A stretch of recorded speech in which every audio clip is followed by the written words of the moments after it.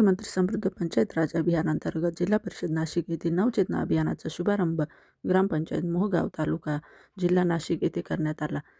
येथे विशेष ग्रामसभेचं आयोजन करण्यात आलं आणि त्या ग्रामसभेमध्ये विविध निर्णय घेण्यात आले, जसे की नवरदेव मिरवणूक बंदी, वरात बंदी, फेटे टोपी बंदी, वर्षश्राद्ध यासारख्या कार्यक्रमात मोठ्या प्रमाणावर खर्च करून त्यामध्ये पैशांची उधळपट्टी केली जाते. असे कार्यक्रम ग्रामसभेमध्ये चर्चा करून बंद करण्यात येईल असा निर्णय घेण्यात आला. तसेच एकल महिलांच्या सन्मानाबाबत देखील चर्चा करण्यात आली. एकल महिलांचे वस्त्रपरिधान, त्यांचे कुंकू, जोडवी काढणे, बांगड्या फोडणे यांसारख्या ज्या अनिष्ट रूढी समाजात चालत आलेल्या आहेत त्या आता बंद करून समाजात स्त्रियांना समसमान आणि मानाचा दर्जा मिळावा यासाठी देखील ग्रामसभेमध्ये चर्चा करण्यात आली.